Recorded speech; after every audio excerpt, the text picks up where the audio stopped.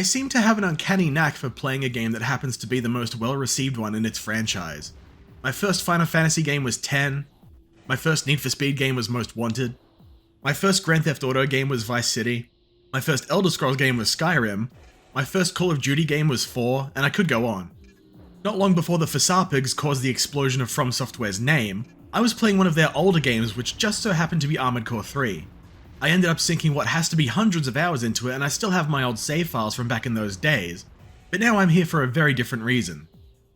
With Armored Core's dormancy being broken by the release of Fires of Rubicon, as well as me finding a copy of Silent Line at an op shop for $2, I wanted to come up with something unique as a challenge run for something in the Armored Core series, and my brainstorming led me to come up with the question: can you beat Armored Core 3 using only heat weapons? The tutorial mission gives you a fixed starter build, so I can't use any of the very few weapons that I'm allowing for this run, so as soon as the game takes off the training wheels, we've got some things to do. First order of business, sell the laser blade, rifle, radar, missile launcher, legs and booster, and take a look at our options now that I've got over 70k to work with. Hover legs and tank legs both have built-in boosters, so I grabbed some cheap tank legs to get things started, as well as of course the flamethrower, a fitting name, a nice paint job, a snazzy new emblem, and a test run against the first opponent in the arena. With him being the starter AC, he goes down in flames very quickly, as I'd hope that most ACs with no mobility will, so the first field test is looking promising. Beating him has the secondary benefit of a part being awarded to me through the mail, and selling it nets me more than enough money to be able to look for a secondary weapon. I was always curious about the napalm rocket inside part when I played this game during my childhood, but never cared enough to test them out, so I grabbed those as well. With the flamethrower giving me decent killing power and the napalm rockets as a backup, I'm confident enough to defend the arena. This mission pays you based on how many enemies you destroy. There are a total of 24 of them, and about 2/3 of the way through it, another AC will come in to steal some of your kills and in turn your cash flow. But the biggest problem here is that the flamethrower's hitbox goes right over the heads of the smaller MTs, and I run out of ammo because I'm too stubborn to aim down or move away. Not wanting to have this embarrassment on my record, I reload and hop over to end employee standoff instead. I'm saving my game after every single mission I complete, just in case I run into a mission that ends up being impossible with this setup, because the game tracks how many missions you failed. While you will usually progress to the next mission if you fail one, it will give you a game over if you fail too many, and failing some of the late game ones will net you an instant game over no matter what, and as the perfectionist shitlord that I am, I don't want to build the failures up. The mine gets cleared out in less than a minute without even using half my flamethrower ammo, and I take a shot at Secure the Mine. On my first attempt, I'm a little too trigger happy and use all of my ammo before I'm able to clear the place out, but on my second attempt, I'm more disciplined and scrape through with a bit of flamethrower left. It's here I'm beginning to realize that napalm rockets are, to use technical terms, complete dog shit, so the flamethrower is going to have to carry me for a while. Completing the 2 previous missions leave me with Defend the Arena, and I'm thinking that I may need something in my right hand that lets me lock onto targets, because the flamethrower alone doesn't do that, so I picked the enhanced solid shell heat handgun. I probably should have bought the regular one and used that for a bit since it has higher ammo heat than attack power, but I didn't think about that and I could afford the newer and shinier one instead, so I just jumped right to that. To the surprise of nobody, actually being able to lock onto your targets when they're the size of a small dog in comparison to me turns out to be very helpful, and I do much better at taking them out. The biggest weakness of the napalm rockets are on full display here due to the fact that MTs are not affected by heat like ACs are, so their pitiful attack power of 135 is the only thing that matters, with their ammo heat, plus heat over time, being completely meaningless. They're okay if you use them as you use a rocket against a slower enemy AC, but against even weak MTs it takes me no less than 22 napalm rockets to destroy one because of this. I don't care to do well on this mission since I don't need money as urgently as I usually would, but I still want to do well to spike Guernica, and I end the mission in debt and with a C rank. A little bit of debt isn't something an arena fight can't handle, so Echo Head becomes my next victim in a series of many, and I end up finishing the entire E rank before turning back to the missions to make progress again. Escort Transport is off to a bad start thanks to my tank legs, but I'm able to clear everything after it while staying out of the truck's path. It's very easy to just idle in the truck's path without knowing and have it run into you, which will instantly destroy it, and I've had to relearn that lesson several times already in some other runs of the game, which I fortunately have no footage of. Nor do I have any footage of me overboosting out of the level toward the friend market, because that's definitely never happened either. My earnings from the arena and selling my head gives me enough for the best radar head, and as stupid as this thing looks, it comes equipped with all of the extra radar functions that will come in handy, like a detailed map and a biosensor, as well as a radar after I sold my starting one. Over to End Employee Rebellion, which takes place in the same map as Secure the Mine, but a bit expanded this time, and the handgun proves to be much less miserable to use than the napalm rockets. You can pinpoint the exact moment that I get pissed off with it and switch to the handgun, and thanks largely to it, I'm able to finish the mission first try. I forgot that the turrets on the ceiling have to be destroyed, but I went back for them. It's not like they're going anywhere. Doing some more arena fights to raise some cash nets me my first loss against Cass's laser blade, and after beating him, I sell the generator that I get from making it up to here, and pick up the ROS generator to take care of any energy concerns. Off to defend Nair Bridge now, and my generator upgrade came just in time because I'm easily able to fly under the bridge and grab the pancake head, even though I'm effectively driving a truck with jets on the bottom of it. It turns out that the head part that I just picked up sells for 28k, while the quail hover legs that I had my eye on only cost just over 20k, so I grabbed that because hover legs are my favourite and I can't get the pedal yet. Then it's time to make a second AC for when I need to be on the move. With my new AC Firestorm ready for action, I go right in to defend the monorail, which is a nice breather thanks to it being a very short mission, and my handgun and flamethrower easily clean house before the incoming MTs can do any damage. I even send them a napalm rocket as a parting gift. Safe travels, my friends. Destroy escaping MT is next, which might be a problem if I was using tank legs and an Exceed orbit core, but I'm using the hover legs, so I'll just let you see how this one plays out. I've got a Raven on my...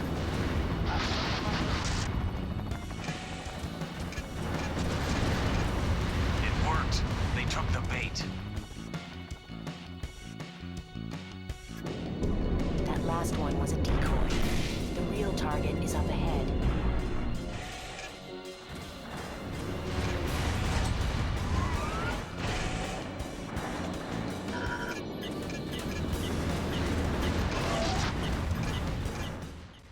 If my weapons didn't use solid ammo, then I would have easily S-ranked it with the same going for Destroy Nair Bridge, where you don't even have to kill everything, just plant all the bombs and you're finished.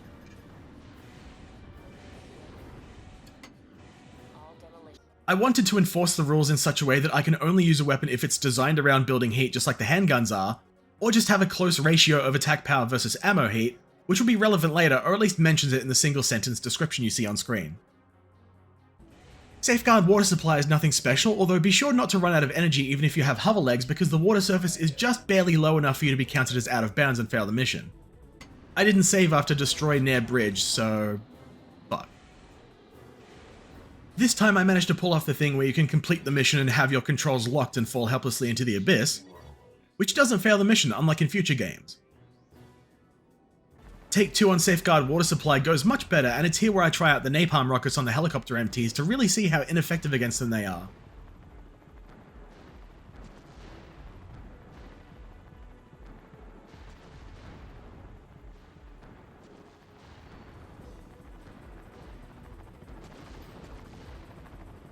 Eliminate Intruders has you sweep through a city and destroy some tanks, swarm units, and 1 enemy AC, which is perfect for the new roles that I've set for all of my weapons, so I go in there and finish it on my first try, only running out of handgun ammo, which cuts into my earnings so much that I actually end up slightly in the red. Defend Personnel Convoy is not a mission that I can see myself doing very well, since I always like to unlock the radiator while I'm here for the first time, as it's a decent upgrade over the starting one, so I give Prevent Capsule Theft a go instead. Hover legs pay for themselves here, since without them I'd be completely unable to engage the ones that drag the capsules away and snipe with my handgun or napalm rockets instead, which wouldn't go down well. Speaking of missions where I like to unlock something my first time through it, MT Training Exercise is now available, and with it is the first opportunity to unlock a special back unit that increases your ammo storage by a very generous 50% and is notoriously tricky to obtain. However, I would prefer not to do that, so I try my hand at escorting the personnel convoy for the radiator. We can't use it. We'll evacuate from the south. Cover us.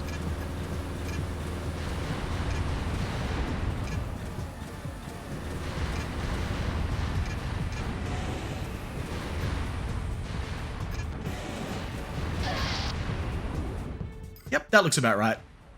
How about attack Mirage Forces? This isn't going that well. Rather than take the loss right away, I decide to buy some optional parts to make things a bit easier and try each mission again. Luckily, I only have to ensure there are enough personnel that make it to the escape point to pass the mission rather than ensure they all do for the radiator, so I take that win and move on to the bonus mission. I have to destroy an enemy AC here, and since I'm much better at that than protecting some papier-mâché trucks that are made in China and can't even take a missile or two without turning into a pile of ashes, I go right for it. This bonus mission also gives you extra money for destroying the MTs along the way, so to help fund my anti-missile build that I'm going to need very soon, I make sure to take all of them out as well. Ammo and repair costs are high, but luckily my bonus is high enough to outweigh the expenses, and selling the rocket launchers that I picked up back in Safeguard Water Supply gives me more than enough money to play with. My notes here literally just say, I just failed the MT training exercise a bunch of times. I'll spare you the many rebuilds that I went through trying to perfect the setup for this as well as the hits that I took, and occasional step too far out of the mission area, skipping forward an hour to show the successful attempt as well as the reward for my efforts. Real engagement. We want to see you in top 4.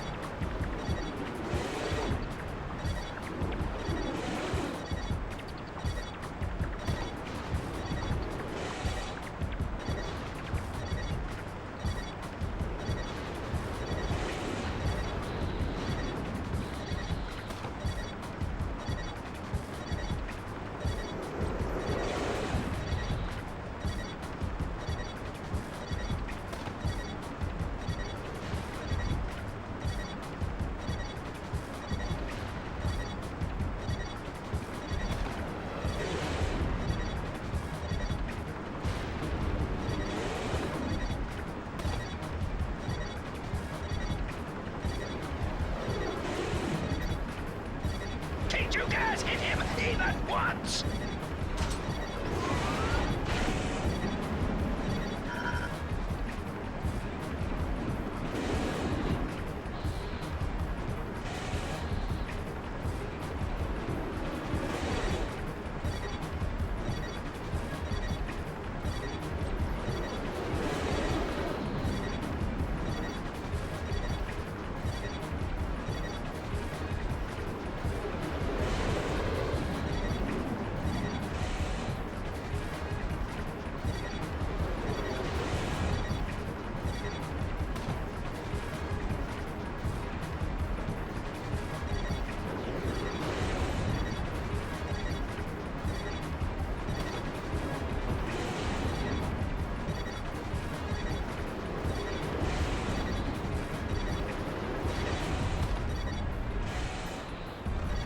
I can't believe they didn't hit you once. That was truly impressive. This back unit takes up both slots, weighs a whopping 1,388 units, but adds 50% additional ammo to all of my weapons. I didn't think that I would care to unlock it, but it will turn out to come in handy, boosting my flamethrower ammo from 450 to 675, and my handgun ammo from 100 to 150. It's far too heavy to put on my hover AC, but my basic tank legs can take it, so I'll set that up and put it into the garage for now. Defend Ruglin Laboratory is next, and this mission doesn't even have a middle ground between the AC here wiping the floor with you, or you beating him within about 15 seconds. Thankfully for me it goes the latter way, with Fragile even surviving on an AP amount that's so low I can't tell what it is in standard definition. My next choice is between Eradicate Lifeforms, which is only really difficult if you're trying to unlock the hidden part, which my self-imposed completionism demands, along with Investigate Water Swells, and I remember dying very quickly at the end of the latter mission. I picked Eradicate Lifeforms partially because of that, and I was curious to see how well I do against the lifeforms with extra juice in my flamethrower, and it goes terribly.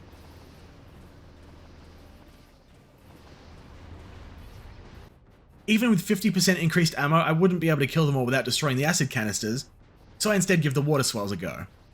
I did have a backup plan that I wanted to avoid if I could, but with as much cash as I have, I decided to pick up a weapon arm part. It fires missiles and can be toggled between small missiles and heat missiles, but I've never used them before, and wasn't able to tell which mode is the heat mode, so with these arms I just decided to allow them fully. My flamethrower and handgun will remain my staple weapons thanks to how reliable they usually are, but what they lack is range and long-term sustainability, and with my new back unit I've got 102 missiles to work with if I need them. But for now I decide to take my handgun and flamethrower tank into the sewers, and I get my ass handed to me.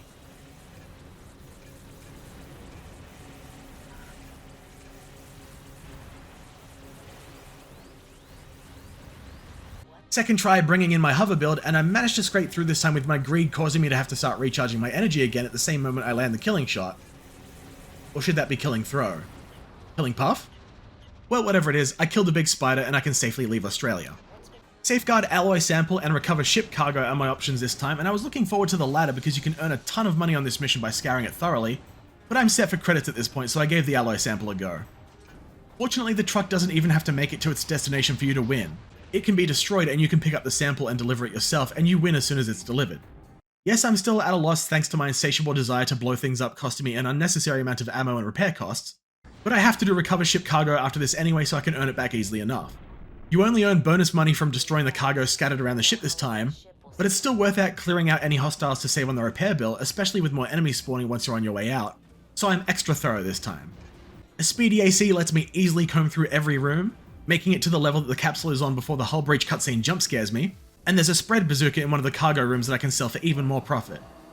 I don't use missiles often in Armored Core 3 due to how expensive they are, and how they're often countered or dodged in comparison to something more straightforward like the 1000-round machine gun, and a beefy laser blade, so I get to work with an AC that I suspect I'm going to need sooner or later, so I make a placeholder until I can be bothered doing the paint job for the third time, and the absolute worst name that I could imagine for a missile boat, I'm so fucking sorry. Assault Crest Facility is the one that I was curious about, as I wasn't completely confident that I'd have enough ammo to make it through this mission, but I give it a go anyway, and I'm just barely able to scrape through.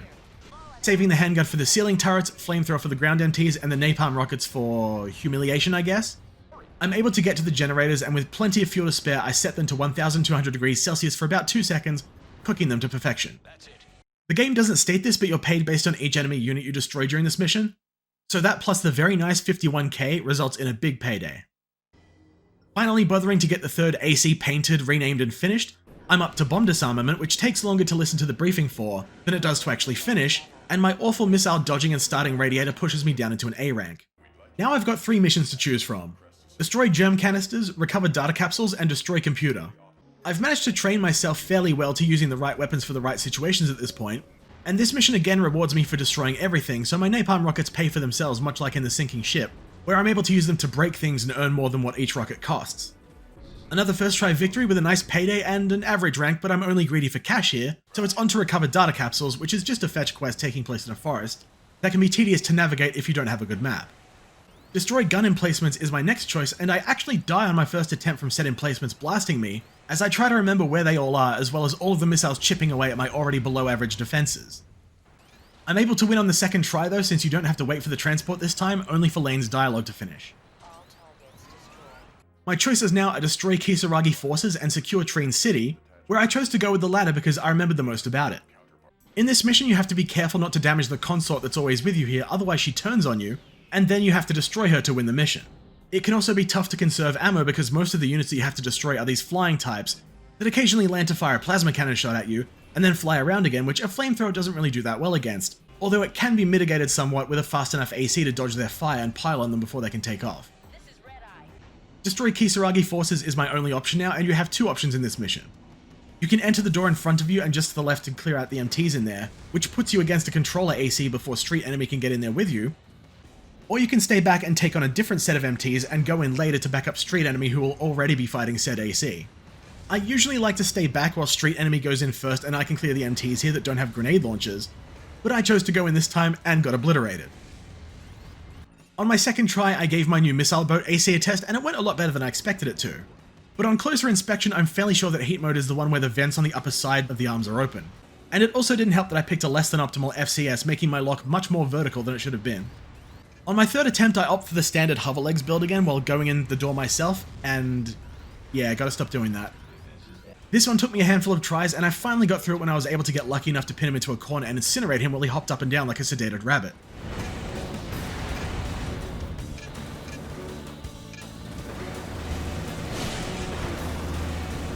Looks like I've still got it. Next up is disable pulse generators or steal the access program, and I chose the latter, which unbeknownst to me at the time cost me a very useful extension part. What I also didn't remember was how much of a mistake it was to bring missiles into a mission that has FCS disruption bots, because if you can't lock on with missiles, then you can't fire. Somehow I was still able to get through it after only firing 4 of my 102 missiles, and I thought that I might get blocked and have to come back with my standard setup, but I scraped by. I wasn't even worried. My choices now are Protect Crest Convoy and Disable Radar Equipment, and this one is a no-brainer because Protect Crest Convoy has the best back radar unit in the game as a hidden part that you can find right after the mission starts.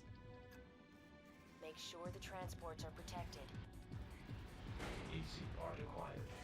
I didn't set any rules against using a consort, and for good reason, because it's very possible that my builds would be unable to finish a mission without one, or if not, I'd experience a handful of major difficulty spikes that I didn't feel were worth the headache.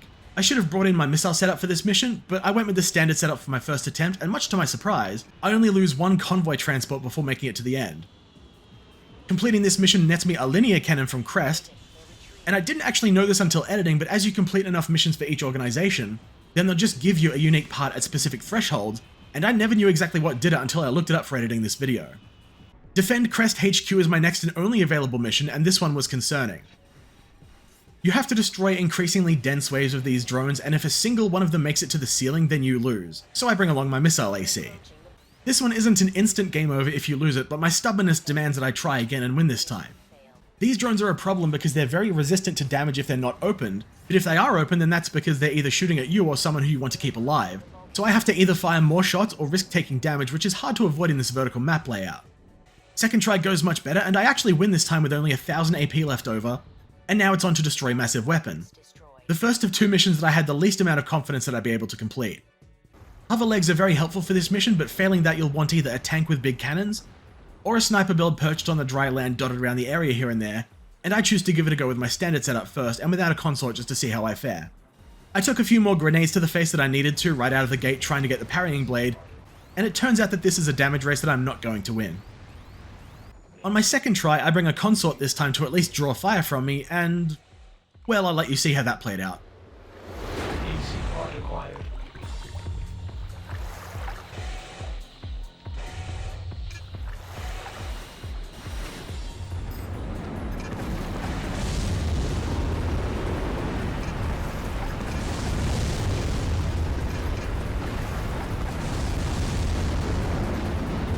Target destruction confirmed. Return to Now this looks like a terrible idea, that's because it is, but I reloaded my save file and tried that again because it felt like my consort wasn't in there long enough to make a difference, and so I could have won without it. My hunch turns out to work out nicely, and my third try with the standard setup, no consort and better dodging, gets me a win.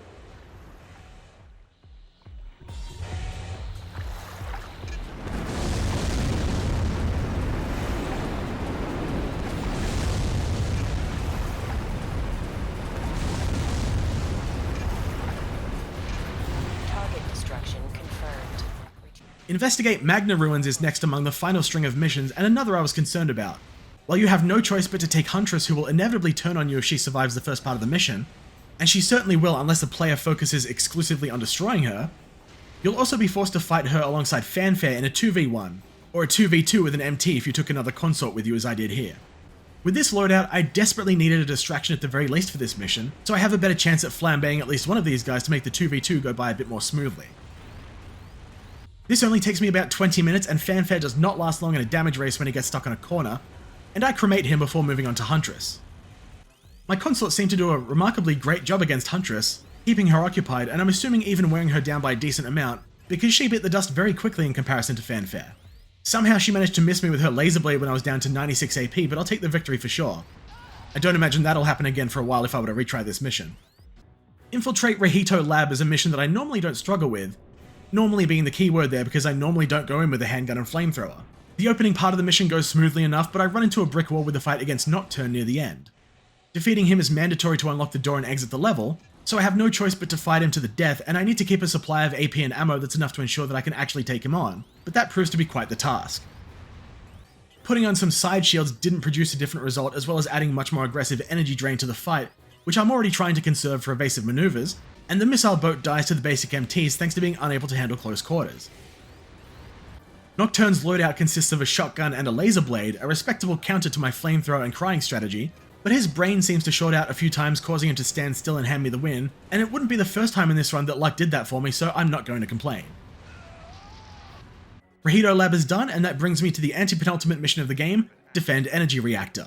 This mission is divided into two halves, making it through a corridor that a huge plasma cannon is firing down, that's protected by energy shields and gun turrets, and then destroying the controller AC at the reactor core itself. The former is quite literally very straightforward, and I take one cannon shot to the face on my way through, which makes me easy pickings for the AC that's waiting for me. Not a great start.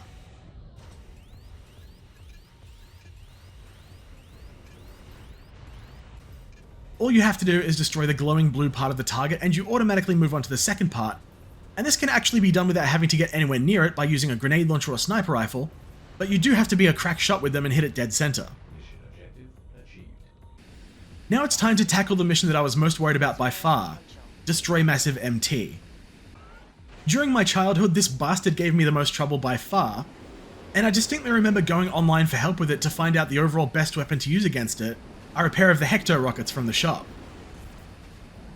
This was even worse if you're trying to unlock the Moonlight Laser Blade, which requires you to complete the mission without bringing in a consort, and worse yet if you're upgrading the post-game optional part Op Intensify, which requires you to destroy both halves of the massive MT, but luckily I don't care about either of these things, so I bring in Spartan and ignore the flying one entirely.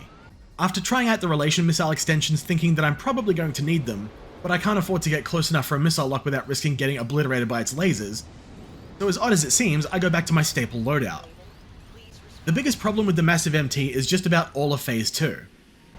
Phase 1 is a piece of cake, and once you take off a bit of its health, then it'll split into two with the smaller one sweeping through the area and carpet bombing you with its grenade launchers, while the big guy continues the fight, and while you only need to destroy the original main body to beat the mission, it has a shitload of health compared to Phase 1.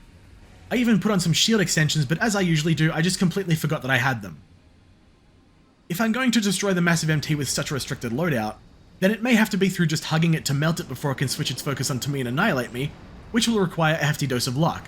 But after 40 minutes against the massive MT, it finally happens. Main system. Engaging combat mode.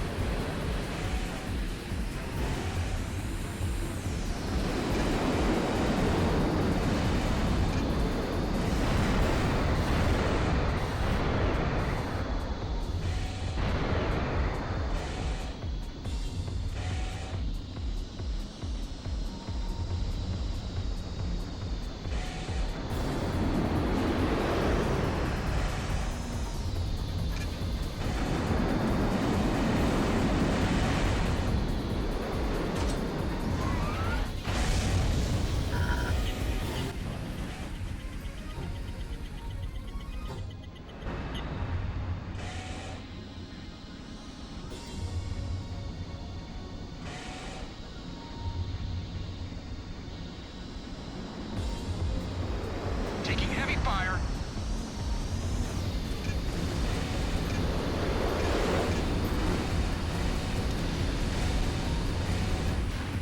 Target destruction confirmed.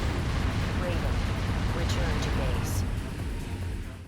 Infiltrate Layered Hub is the final mission of the game, and one that I also used to have trouble with when I was younger, but there are two things that make it go by a lot smoother. For one, you don't actually have to fight anything for the first half of the mission, only make it to a certain point in this completely linear level. Two, making it to this door completely refreshes your AP and ammo, so if you did fight anything earlier then you're just burning time and money. Three, it's a good idea to wait at the top of this elevator for the dialogue to finish, then jump all the way down about 10 seconds after that. You're going to need it for the 2v1 AC fight in the next room.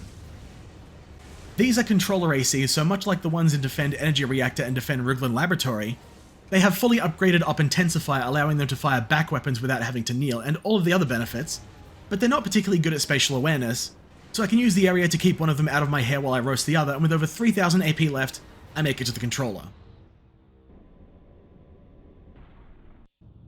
It's the controller's core. That shield looks impenetrable. With a final blast of flames, I destroy the pillar protecting the controller and then the controller's energy reactor itself, completing the game. So, can you beat Armored Core 3 using only heat weapons? Yeah, I would say so. You could argue that I bent the rules a little bit by using those missile arms, but I think it's fair to count them as usable in their entirety, since again I honestly wasn't able to figure out which mode was which until I finished the game, and even if I was, then the smartest thing would be to only use heat mode for ACs anyway. But I'm completely happy with this result. I might come up with other challenge runs to do in Armored Core, with my immediate thought being this run again for Silent Line, since you can just import your save and keep all your garage parts and credits, although I'm not as familiar with that game, only having one playthrough under my belt. Having said all that, I do hope you enjoyed that, so thank you all very much for watching, and goodbye.